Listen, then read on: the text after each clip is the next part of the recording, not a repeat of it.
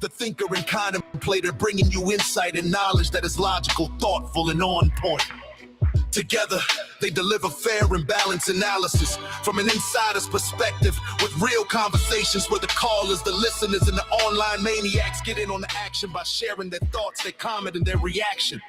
Join our online maniacs at facebook.com/The Martin Houston Show. You're listening to Tide 100.9 and 1230 WTBC. It's time for kickoff. So buckle up and get ready, because this is the sound of Bama Sports. The Martin Houston Show with Martin, Xavier, and Simeon is live. Roll Tide, roll!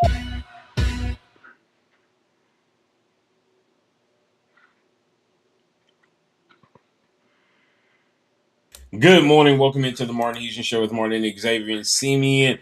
On this Monday edition, this Manic Monday, we are powered by Box Eye Care each and every day. We will have Kennington Smith III joining us in the second quarter. Remember, we are here to talk team rankings, position rankings. Today we'll be hitting the running backs. We'll also be hitting Alabama's big win over South Carolina. That makes 4 in a row. Maybe Charles Bediako isn't needed as much as we thought he was, as Alabama continues to roll.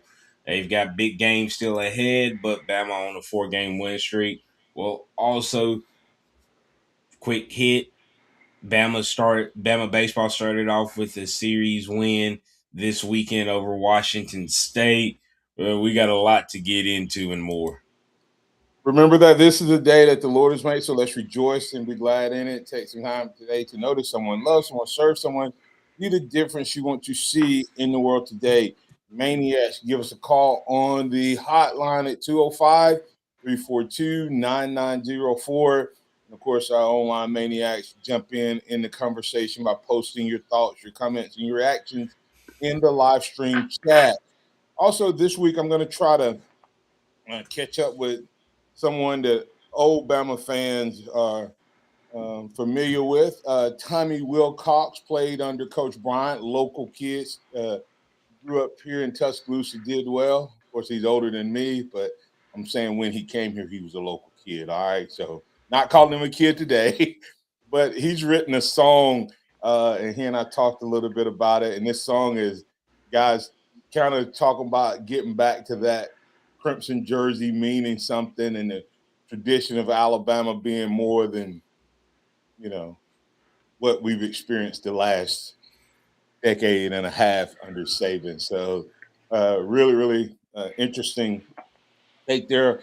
So we're going to try to figure out a day that works for him, works for us, and get him in on the conversation. I think that'll be a fun time. Maybe we can do that even more often, get some of the old guys back and see what they're up to. But I thought this would be a neat chance. So we'll be trying to get former Bama legend Tommy Wilcox in at some point this week, or definitely in the near future.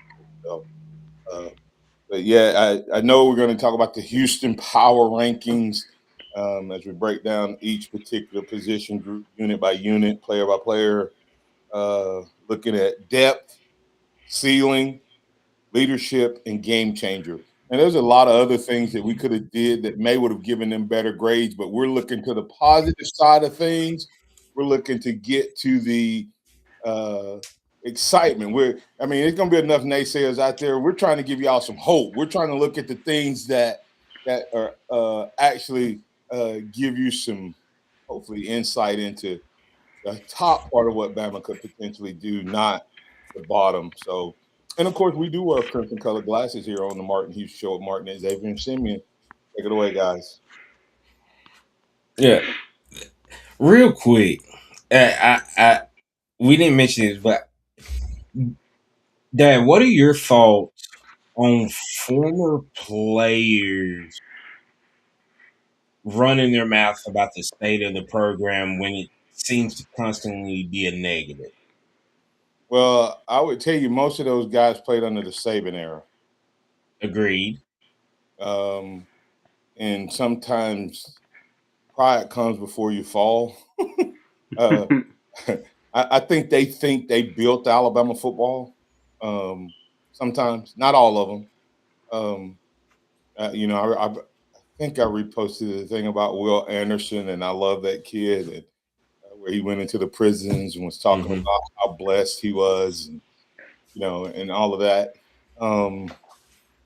But also, it also, and I don't know which ones you're talking about, but it seems to be the ones who think more highly of themselves than they ought to when they were at Alabama and didn't make it in the pros. And they're trying Mm. and they're trying to Mm. make themselves more relevant. Sometimes also, it's the Greg McElroy approach. Uh, I can name a couple others. And Damian keep Harris, Marquise Mays. I mean, those are the guys that were good at Alabama, just didn't pan out in the NFL, like you said. And I feel like it's a common pattern that the guys that are dominating, and I've not met one guy that was dominating in the NFL or at least had a long career in the NFL come back and dog Alabama. I haven't. and Q Dixon hit the nail on the head. Marquise Mays for me has said some things about the recruiting program, and this is just one of the things. He said Alabama football was truly gone. I get putting your own twist on things, but Coach Saban, the way worked out pretty dang good for 17 years. To go completely away from it is beyond me. You And can't do it that way anymore. and and his remarks have been after the wide receivers every time it seems to that be every time you brought it up, it's been when a wide receiver has has committed to Hmm. committed. Alabama. And And he's and been a here, three-star. here's the crazy part. It's the guys that were in the same boat he was. A low ranked 3-star that was given an opportunity, and he made the most out of it at Alabama. Ended up being a multi-year starter, got a couple national championships, but he talks as if he didn't play with Julio Jones. That when you go back and look through the Alabama wide receivers up under Nick Saban, nobody, I mean, it is what it is. Nobody mentions Marquise Mays. Well, here's what I say to that, Xavier. If you're not comfortable in your own skin and what you brought to the table, you make yourself. And I don't know if this is what's driving him or what, but when we had one of our reunions, we all laughed. This is the '92 team. We said it ain't about 4 or 5 of us be playing right now. we said Copeland and Curry would have got recruited to Alabama. Teague and Langham probably would have been on Alabama. Lassick would have probably made it. The rest of us been playing at Auburn or somewhere else. I'm talking about the national championship team. Yeah. I mean, it was probably some other guys in there, but for the most part, that's just unfortunate. And so So some of these guys, and I'm not dogging Marquise Mays. Like I said, he had a If great. Marquise Mays had come a couple years later, he would not have been at Alabama. I mean, if we're being honest. Now he was an athlete. He did a lot of things at a smaller school, sort of like I did. But the reality of it is, you don't have to dog the program to be relevant, right? So, Yeah. um, and you know, this is a different time.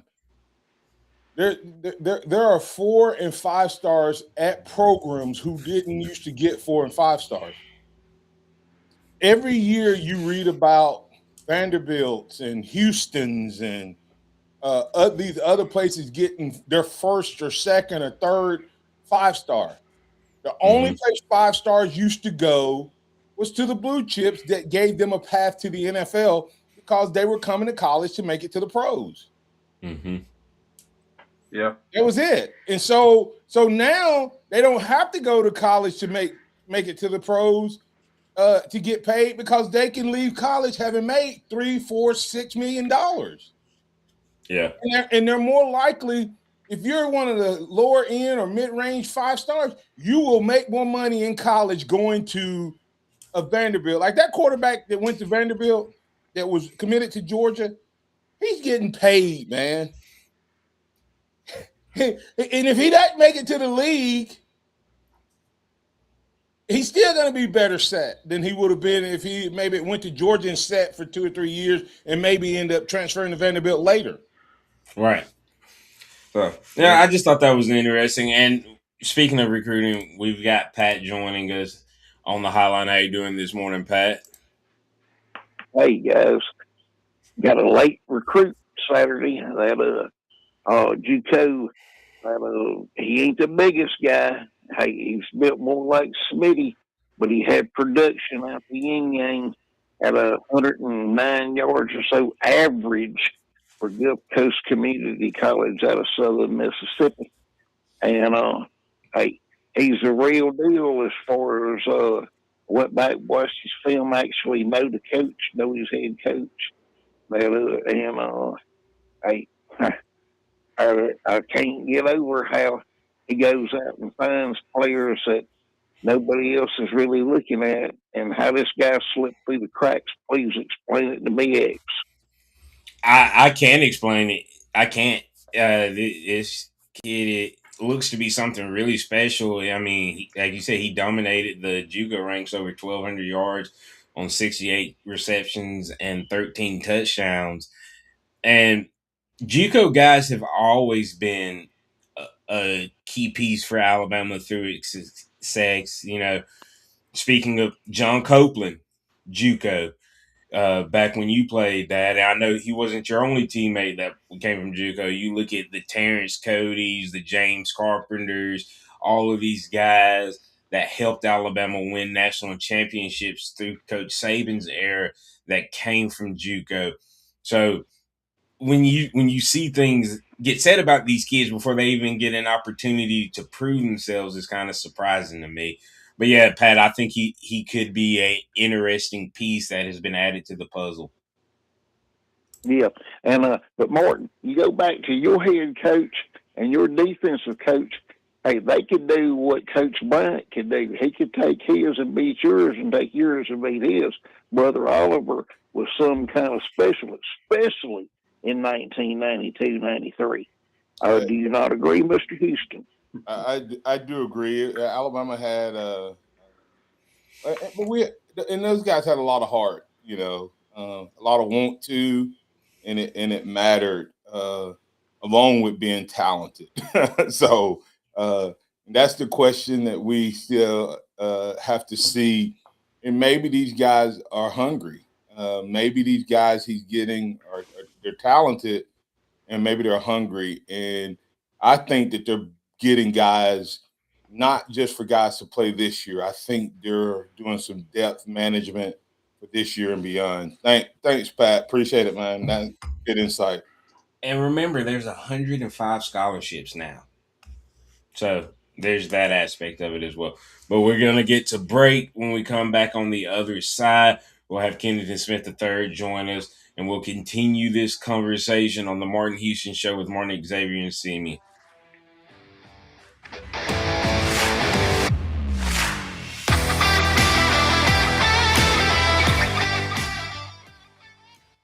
Tide 100.9 Traffic. Tuscaloosa traffic now from the Townsend Nissan Traffic Center. Quiet ride thus far. We're starting out with on 2059. You're rolling at posted speed in between 359 and Joe Malisham. Lurleen Wallace is wide open from 15th to McFarland. And we got some road construction in the area. Making your way on 2059 on the east and westbound lanes between Skyland and Tuscaloosa Coaling. Yeah, that road work. With your Tuscaloosa traffic now, Tammy Thomas. This report is sponsored by Aleve. Life doesn't wait, and neither should you. Aleve can help you deal with pain less throughout your day. With just one pill, Aleve lasts up to 12 hours. Don't let those aches and pains hold you back from doing what's important to you. Use as directed. Team USA is chasing their dreams, and Townsend Honda is here to help you win gold. Lease a 2025 Honda Accord LX for just $259 per month. Plus, get 3 years of complimentary scheduled maintenance. Chase your dreams at Townsend Honda, Skyland Boulevard in Tuscaloosa, where every new Honda comes with a lifetime powertrain warranty. Lease 2025 Accord LX, $38.99 due at signing, 36-month lease, 10,000 miles per year, closed end lease. Excludes tax, title, license, and dealer fees. With approval from Honda Financial Services, offer ends 3/26. Got timberland in West Alabama or East Mississippi? North River Timber Company has you covered. Since 2011, Courtney White, a registered forester, along with his expert team, have been managing timberland and harvesting timber across 4 West Alabama counties. They offer comprehensive timber management plans, reforestation services, and appraisals. Courtney White says timber is like money in the bank. Don't let your investment go unrealized. Call North River Timber Company today. Email them at northrivertimberco@gmail.com or call 205-242-5127. I've always wanted to learn French, but the app I tried didn't help. If you want to memorize words in another language, there's an app for that. But if you want to really learn another language, there's Babbel. Babbel was designed by over 200 language learning experts to be the most effective way to learn another language. With other language learning apps, I was just playing games. I wasn't really learning. Babbel's different. Every time I open the app, I can choose to work on my writing, speaking, or listening. And it saves my mistakes for me to review, so I'm constantly improving. Babbel feels like it was created intentionally by people who really know what you need to learn another language. Before Babbel, I thought I just wasn't good with languages. But now I'm speaking French. Tout ça, c'est grâce à Babbel. Want to really learn another language? Save up to 50% on your Babbel subscription when you sign up at Babbel.com. That's Babbel.com to save up to 50%. Babbel.com. Hey, I'm Martin Houston, and I want to tell you about exciting news happening at Box Eye Care. They moved to their new location, bringing you a brand new lab, stylish new frames, and a fresh look just for you. Enjoy their expanded frame inventory, competitive prices, and faster service, all with the same great level of service you've come to know and trust. Discover this full-service eye care at Box Eye Care's new location. With their in-house lab, they offer unbeatable value and one of the largest frame collections in town. Schedule your eye exam today and walk out with new glasses in less than an hour in most cases. Visit boxeyecare.com. That's boxeyecare.com or call 205-342-0660. That's 205-342-0660. Visit them at 5003 Oscar Baxter Drive. That's Box Eye Care. Your vision, our priority. Tide 100.9 Tuscaloosa weather. The sky becoming sunny today, the high in the upper 60s, around 68. Clear tonight, the low 47. Tomorrow is sunny day, the high 69. Wednesday, partially sunny with a mild afternoon, the high Wednesday 73. I'm James Spann with the Alabama Weather Network on Tide 100.9. It's 53 degrees in Tuscaloosa. The sound of Bama Sports. Your show, your team. The Martin Houston Show on your home for Alabama sports. Tide 100.9 and streaming on the Tide 100.9 app.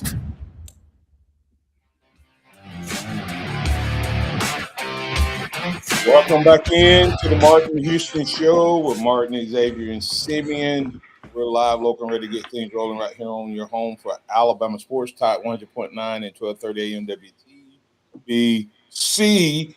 Glad to have you with us. Don't forget about the good folks over at Dixie Battery Supply. Dixie Battery Supply, we buy junk batteries, physical location in Tuscaloosa, Northport, and Bessemer.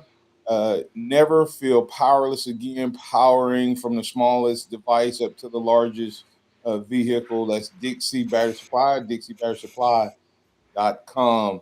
I, I think Darius Hendricks saying that I think it's Black Raider Steel said Bama has one title from 1980 to 2006. Saban arrived as bagman after DeBose, Francione, Price, and Shula kept Bama relevant. He kept irrelevant. He probably meant irrelevant from 95 to 2006. You know what? Everybody forgets Alabama. Actually, even though we had all those debacles, there were several times where every coach that has ever coached at Alabama has had 10 wins. That's physically coached the season. Every coach, all through those coaches, all of them had at least a 10-win season. And it's funny And how one had an SEC championship. huh? And one had an SEC championship. Yeah, and it's funny how Alabama's standard is we have to win national championships to be relevant.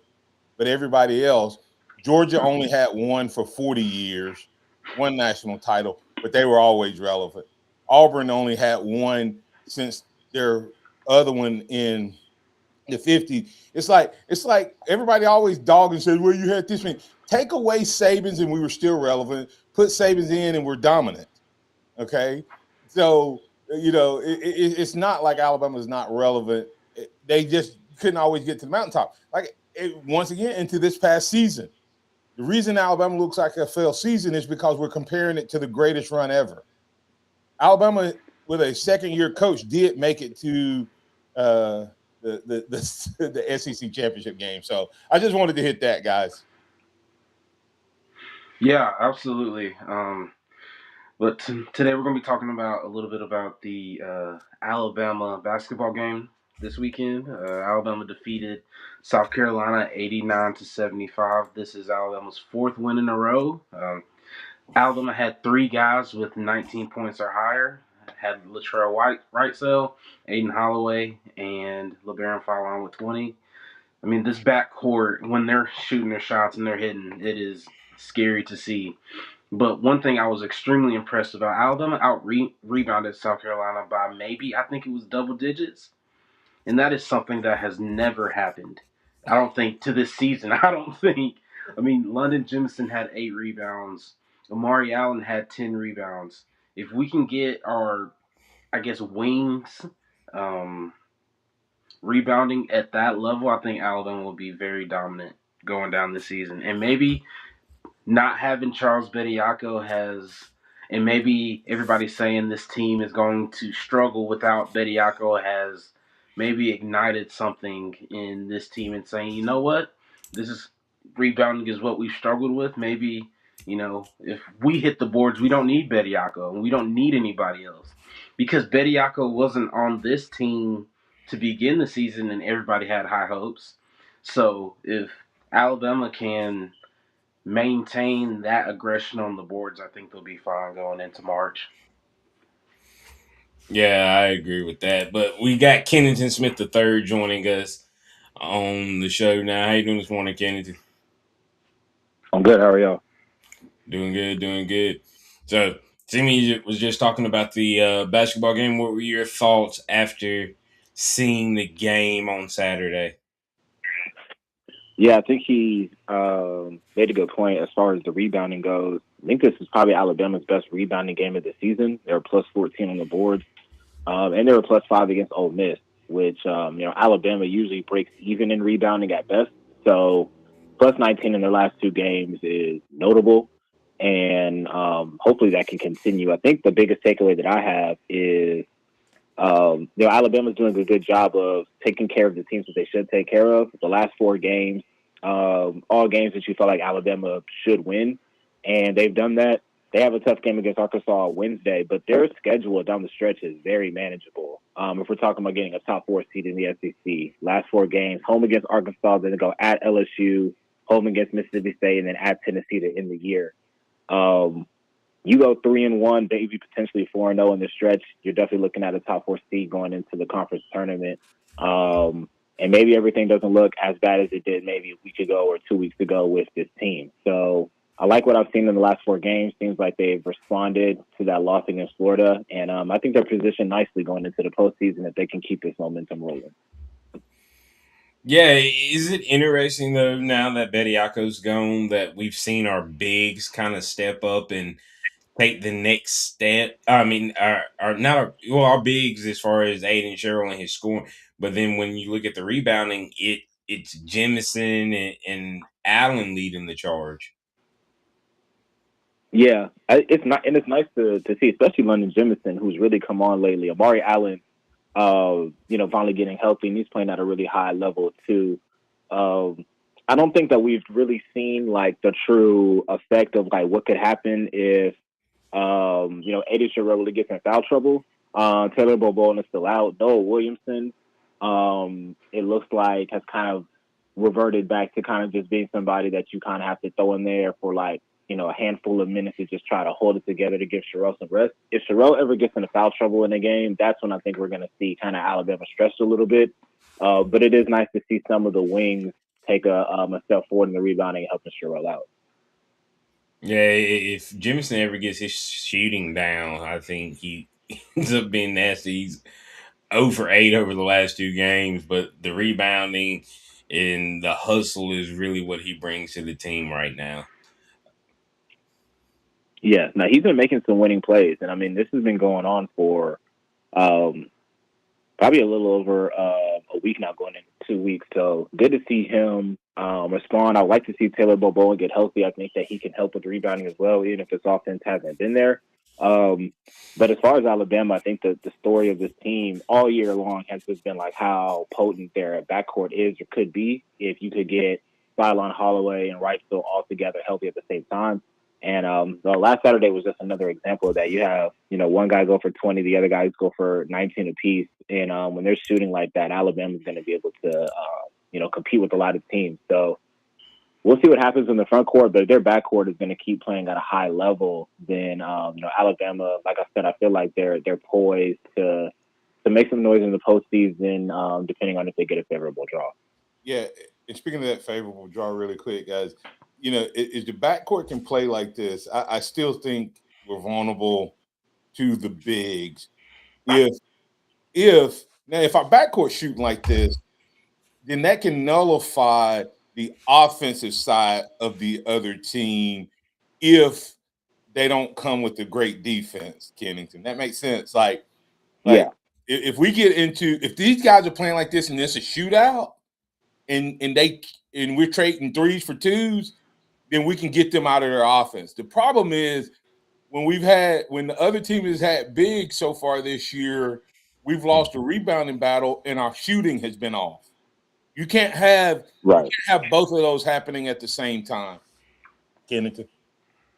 Yeah, I agree. That's what I said, kind of alluding to earlier. It's like, it seems like the best case scenario for Alabama moving forward is like if you can keep Noah Williamson under, at 5 minutes at the most in a game, which is kind of what you've seen the last few games. There was a game maybe like a week or 2 ago, he came in and played 10 good minutes, but we haven't really seen, at least since Bediako's been out, a team really try to go and attack Aiden Sherrill and try to get him into foul trouble. He's been a good shot blocker this year, so that's, obviously one of the reasons why. But like you said, when you're going up against a team like a Florida, for example, or like, I'm talking at the highest level here, but like a Michigan, teams with multiple skilled bigs, that's when you're going to kind of run into, some trouble. So as long as Sherrill can stay out of foul trouble, then Alabama's going to be in a pretty decent spot. But I do agree with you. They're going to be shooting it like this. That can nullify some things. And it's funny because at the beginning of the year, Nate O said this is one of the better shooting teams that he's had, and it hasn't bared out statistically.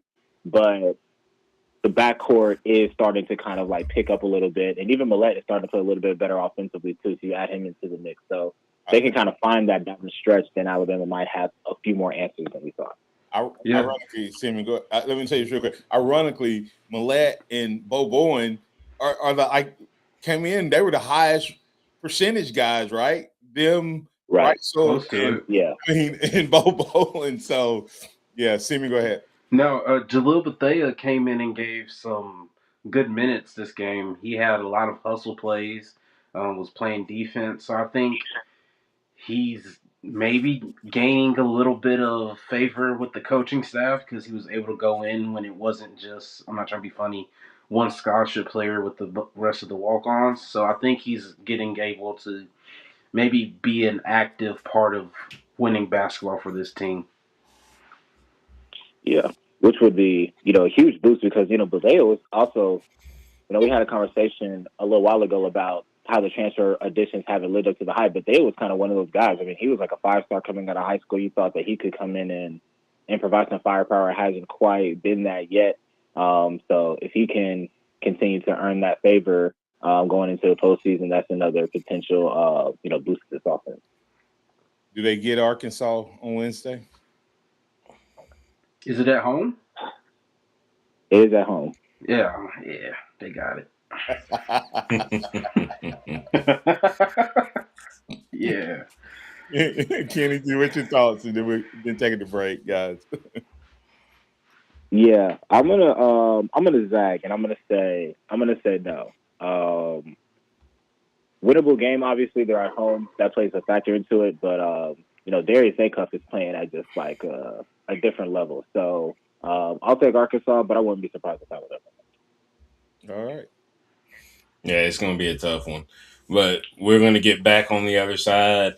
We'll be back with the Houston Power Rankings, where we're breaking down each position by ranking and giving them grades throughout. We'll get Kennington's opinions on that as well. This is the Martin Houston Show with Martin, Xavier, and Simeon. We'll be back with more.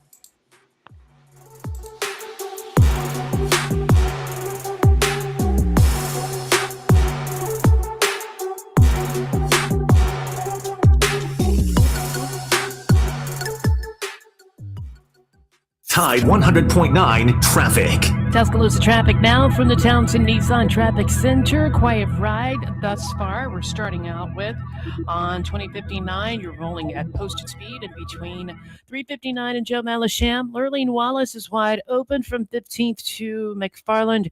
And we got some road construction in the area.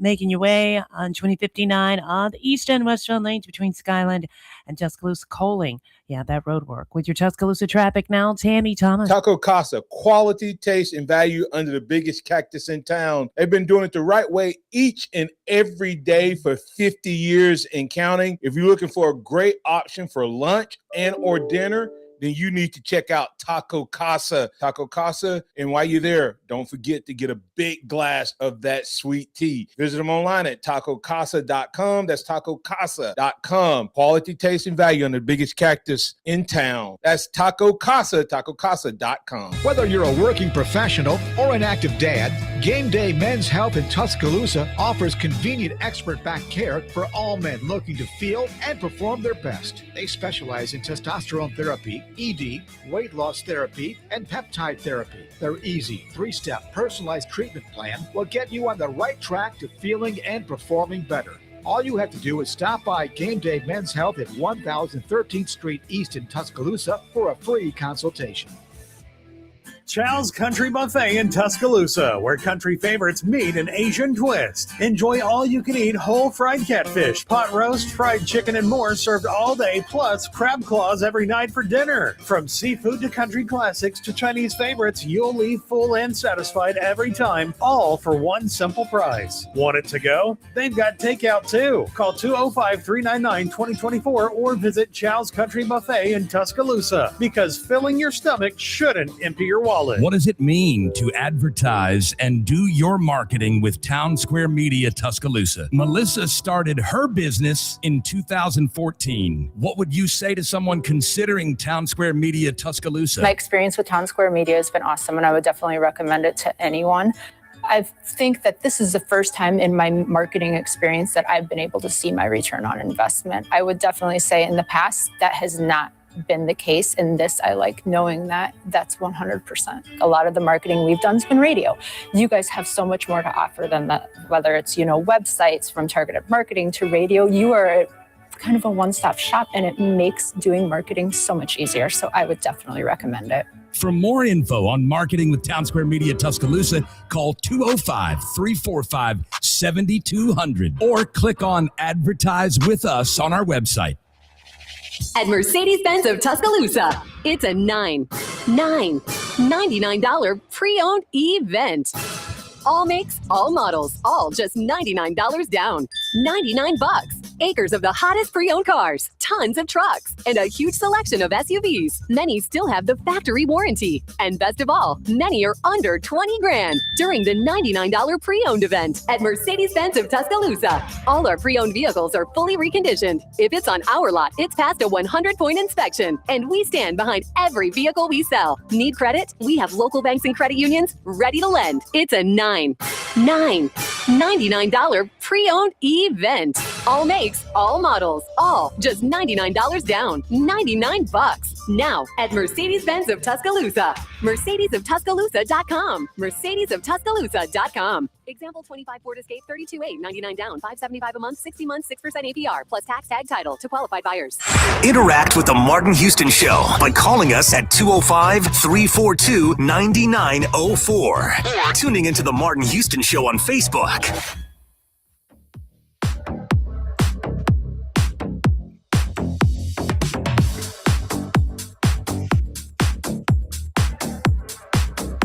Welcome back into the Martin Houston Show with Martin, Xavier, and Simi.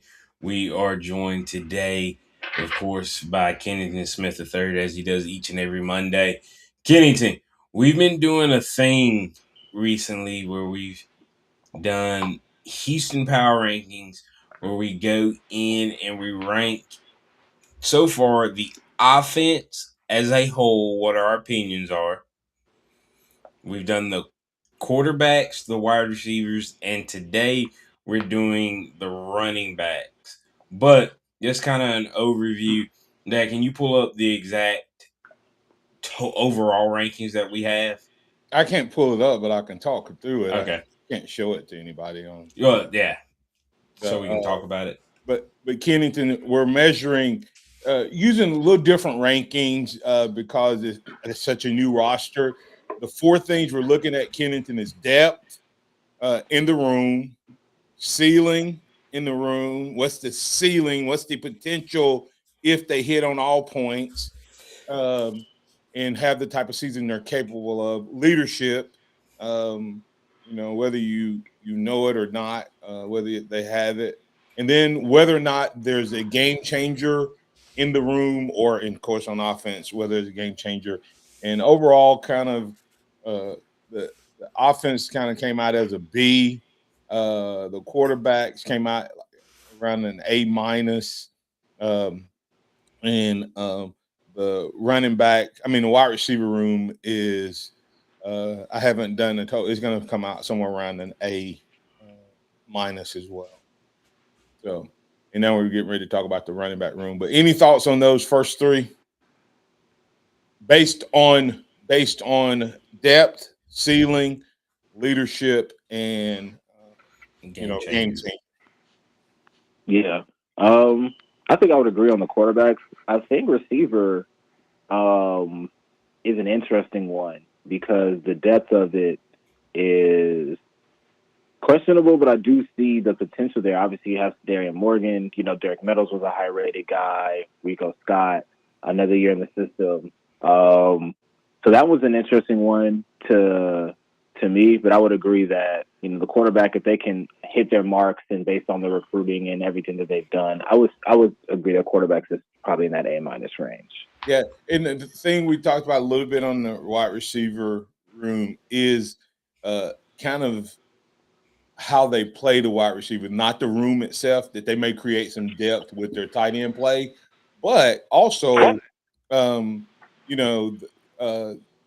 when you look at it, you have a 1-year-older Ryan Williams, you have a 1-year-older Laze Brooks, you have a 1-year-older Rico Scott, you have a 1-year-old Meadows. So if those guys just take a step forward, that's 4 wide receivers right there.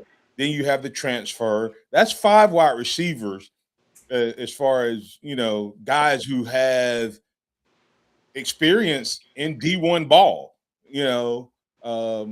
And then you start getting to the Meadows. It's Sedarian Mathis. Sedarian comes in and he's able to do his thing. All of a sudden, man, you got 6, 7 guys right there off the bat. That's not counting anybody else. And then, of course, what's your thoughts on the JUCO that they just got? Yeah, teams like inexplosive players, just specifically. Alabama's good with their can to fill out that receiver room. And, the thing about it is, like, receiver's kind of one of those positions where, you kind of hit on a guy from almost anywhere. I mean, you look at, like, Latair Brooks, low 3-star, didn't have a lot of offers. Alabama kind of found a diamond in the rough and used his athleticism and his traits and turned him into a productive player. So I'm not discounting their evaluations in that room. They've done pretty well there. So, we'll see what happens. You're talking about, Alabama having 6 receivers or so. This might be a conversation for another day, but when's the last time they had that many reliable receivers in a room at a time? It's been a few years. Yeah, that's what I'm saying. Is like, and if Ryan Williams, think about if Loxier takes a step X, Williams gets back on track. Rico was the starter at the beginning of the year. Last year, Rico didn't necessarily lose his job. Loxier Brooks just won it, if that makes sense. Right. Mm-hmm. Yeah, I mean, it's going to be an interesting. The wide receiver room is probably the most intriguing room Alabama has currently, just because of all of the potential that you still see there, even regardless of what some former players say. You've got some, you got some studs in there as far as 5 stars, 3-star guys that have come in and made a name for themselves right off the bat. So it'll be interesting, especially with all of the depth and prayers out to Latair Brooks, who was involved in a car accident yesterday.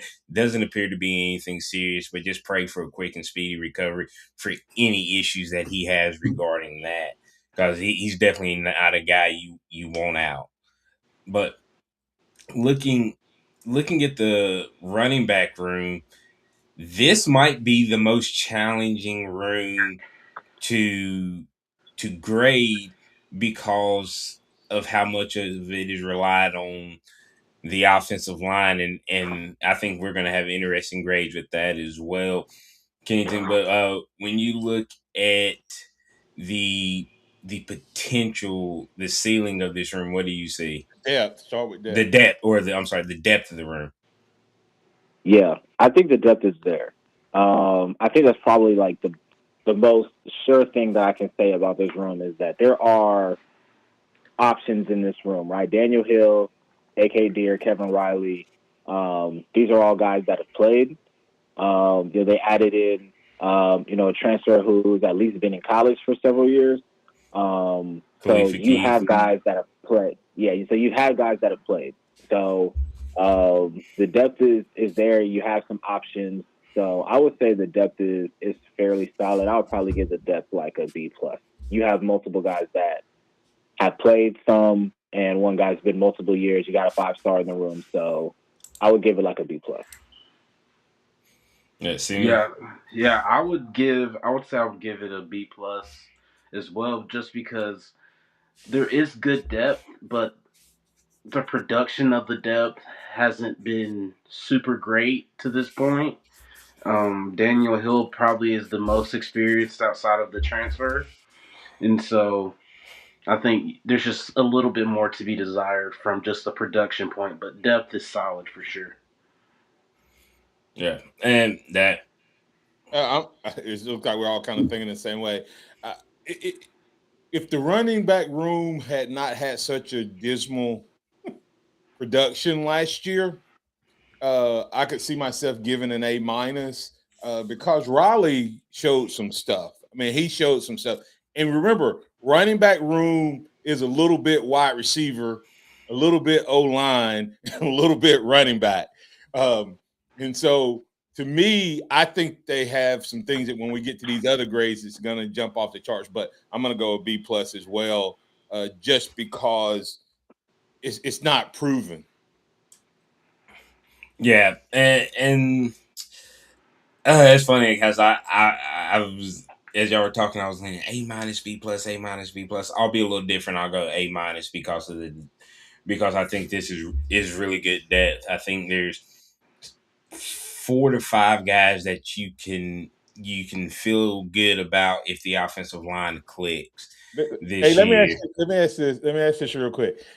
Hey guys, would you all change your grade on the running back depth room if they were running behind Indiana's offensive line last year? Because are we? Yeah, I mean, Hey, yeah. are we really judging Kennington the depth of the running back room, or we're judging what we think they're going to be able to produce based on what we saw last year in Grubb calling the offense? Because Yeah. would you take this 5 guys just about in any room, especially with the young guys having such pedigree? Yeah. No, there's definitely some to that. But behind a better offensive line, they probably will have some opportunities to look better. The room has to hold, some accountability for themselves for how they played individually. Absolutely. But I think there is some bias in there for sure. Yeah, and that's why I'm going to be a little positive and give it the A-. Like I said, I think there's some depth there from Hill through Crowell that can make it explosive. So the ceiling of this room, speaking of, since that's what we're kind of towing toward, what is the ceiling of this room? If they hit on all Purely off of what they can provide. If the offensive line is good, what is the ceiling for this room, Kennedy?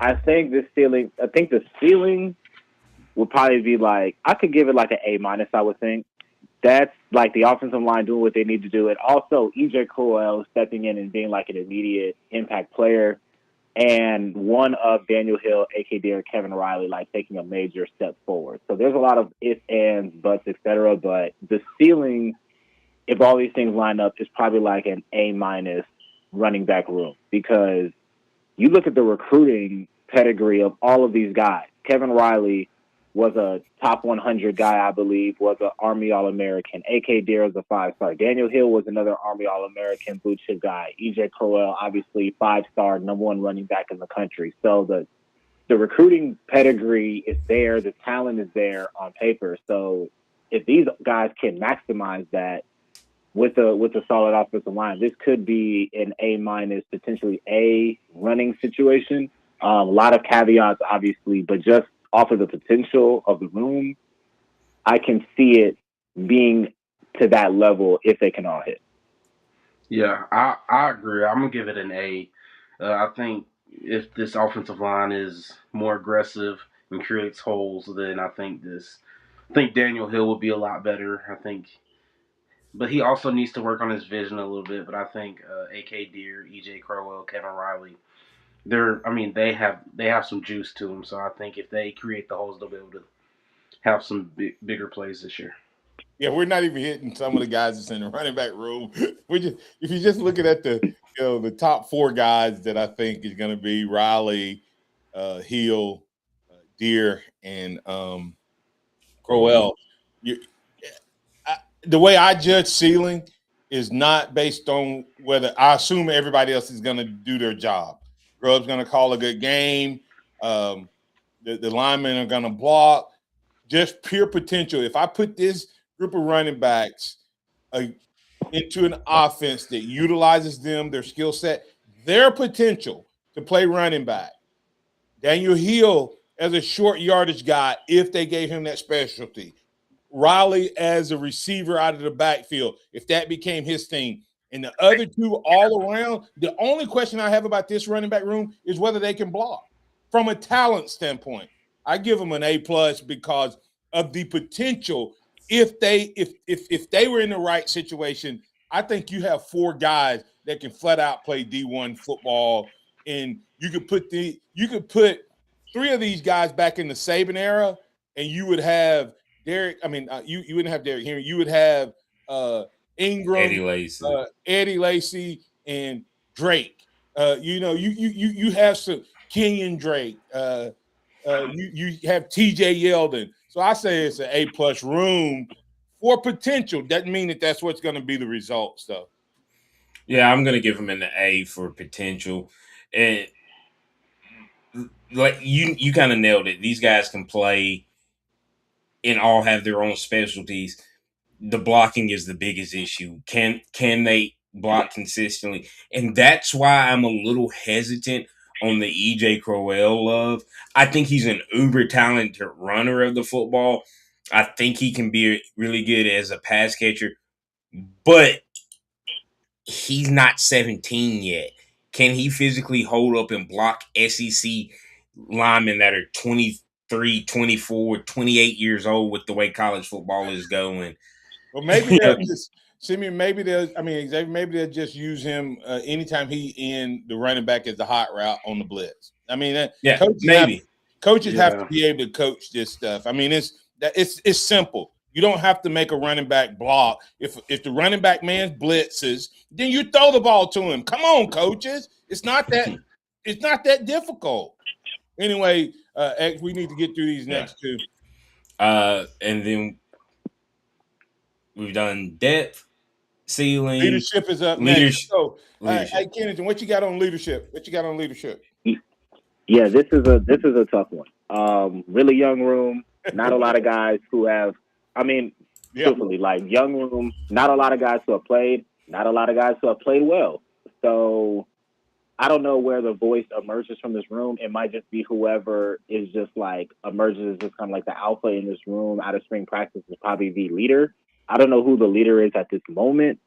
So I can't go any higher than like a C for leadership. There's just not a lot of experience, not a lot of veterans, not a lot of guys who have proven a whole lot. And a lot of leadership is probably gonna have to come from Gillespie to start, and then we'll just have to see. But I can't give it any higher than a C for those reasons. Yeah, I agree. C+, just because maybe if we revisit this after the spring and we can see who the top guys are. But until then, I think it's a C just because of what Kennington said.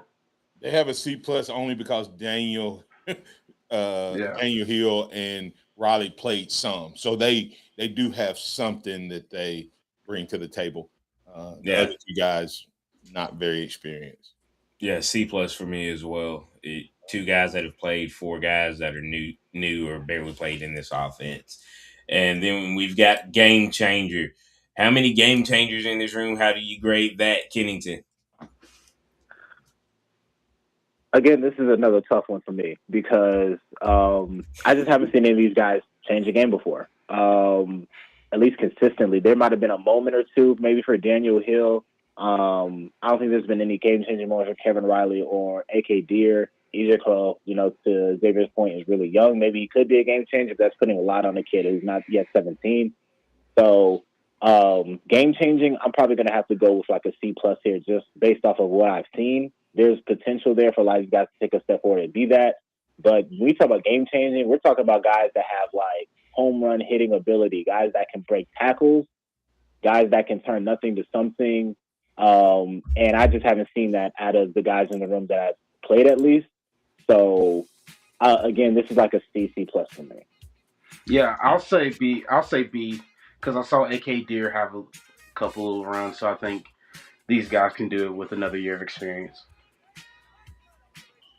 And I'm gonna go a B right now as well.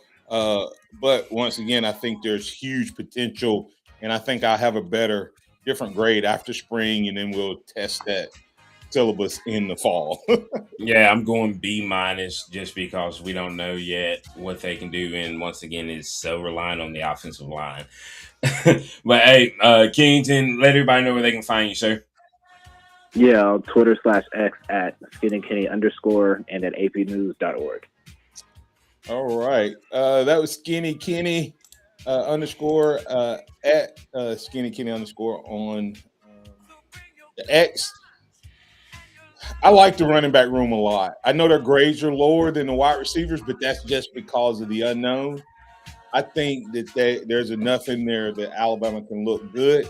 And the O-line actually bumps that grade up a little bit if we grade the O-line. We'll review this tomorrow with DC. We'll get more of your thoughts, and we'll move on to the next position, tight ends, on tomorrow. Listen to the Martin Houston Show with Martin, Xavier, Simeon, that's KS3. Remember this, trust in the Lord always, when you're not your own understanding, always acknowledge him, and he will direct your path. Roll Tide, everybody.